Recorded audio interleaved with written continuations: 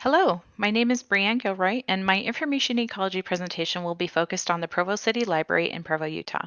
I chose this library because I've worked there for the past 11 years, so I know a lot about it, and I think we're doing some cool things, so I'm excited to share that with you today.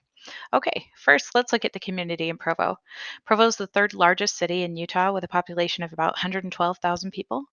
We have a strong student population because we have two large universities within a 10-minute drive. So, because of this, about 36% of the population is between the ages of 18 and 24. We also have many families with young children in the library. Over a third of the population has a child under the age of 18 at home. We're also known as a focus area for tech business startups. We have a lot of tech businesses that are burgeoning in the city, and Forbes ranked Provo number 3 for best places for business and careers. We also have a strong conservative population in the city, with over 90% of the population identifying as Christian. Okay, let's look at the information and communication technology within the library. First, we'll look at patron-facing ICT and specifically the physical ICT in the library. Of course, we have catalog computers like any library would. We have 40 public internet access computers that include word processing software and some applications like Word, Excel, PowerPoint.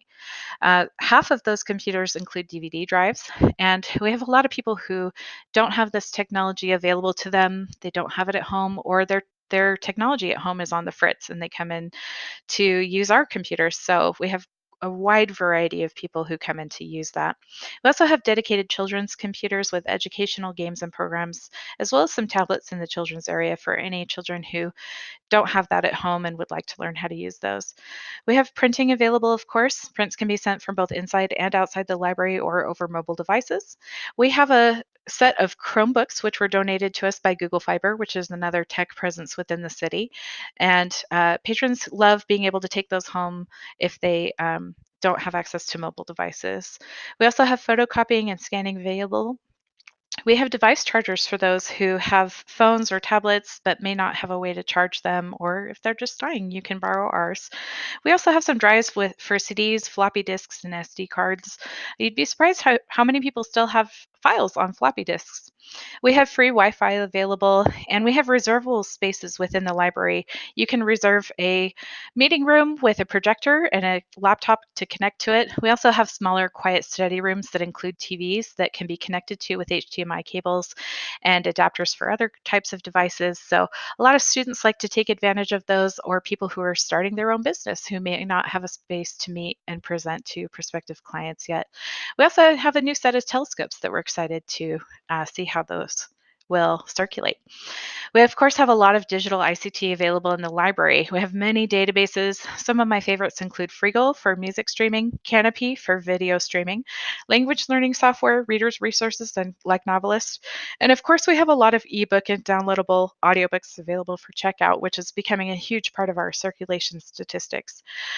Resources on our website are very community focused. We have a strong historic Provo section of the website that has access to digital photographs and links to other historic Provo resources in our community.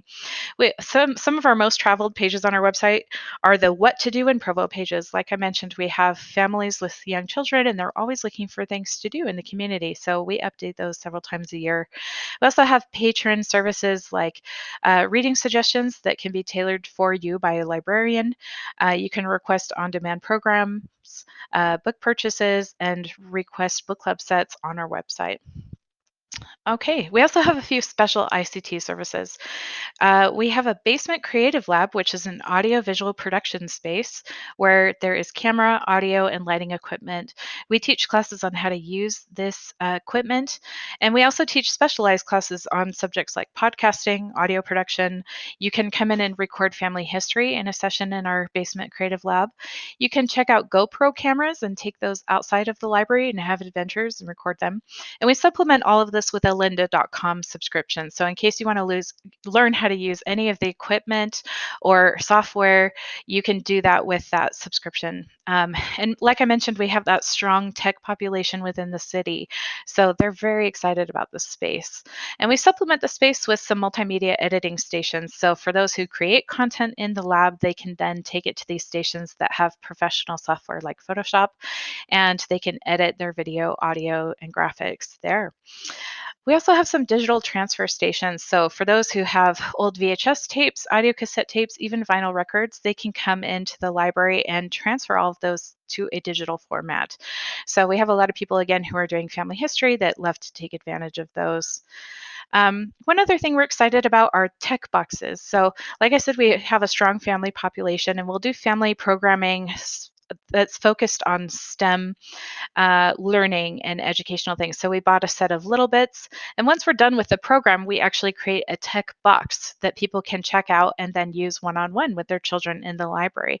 So we have this one that's on little bits. We have one that's on coding that includes a tablet where they can play with blocks of software and create their own video games.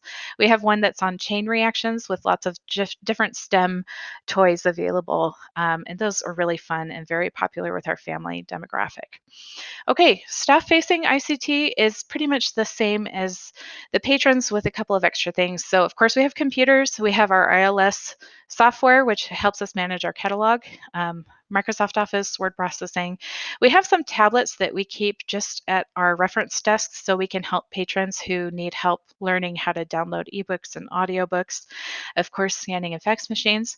We have digital screens around the library where we can advertise our programs and we market on social media as well. We have some tech that's specifically for programming, like those boxes we'll use for programming every once in a while. We have a Wii that we'll use for teen programming, and we have a set of laptops that we'll use for computer classes. Um, we also have access to that basement creative lab, so we can use that to create marketing materials. So we're very lucky to have that. Okay, let's look at strengths, weaknesses, opportunities, and threats. We'll start with strengths.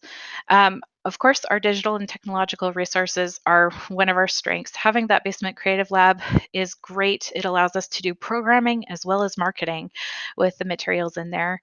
We have great community partnerships. The United Way provides volunteers for our computer lab, which helps people with computer questions and learning needs twice a week.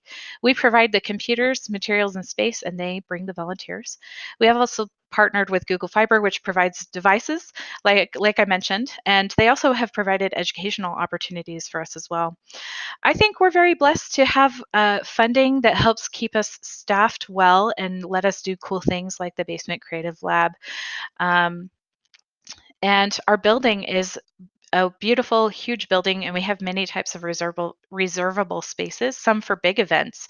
So it brings a lot of people into the library who might not come in otherwise. We're also very adaptable. We have a lot of staff training that keeps us on our toes, and when we see something's not working, we move on. Weaknesses, access for non-residents can be tricky to use some of these things, and um, we're working on making things more accessible, but of course we want to serve our population first. So it's a little bit of a balancing act in making things available. We also really could use better services in Spanish. Access for those with disabilities hasn't been our focus as we've developed our website and other services. So now we have catching up to do to get up to speed. Our staff also isn't very diverse. It's somewhat of a reflection of our population, and we're working on hiring more Spanish speakers, but we employ almost no people of color at this time. So that's something we're looking at in the future. Our building mobility is also tricky. It's a little bit hard to get around our building sometimes. Opportunities. The Basement Creative Lab enables staff to create content for marketing. We have many resources for staff training, which can help with our weaknesses. Ability to lend non traditional materials is a great opportunity. And our programming involving tech can take advantage of our strong family population. Threats. Funding is always a consideration for libraries. Community concerns about content in our materials can crop up from time to time with that strong conservative population, and failing to serve our Spanish speaking population is always something we're worried about.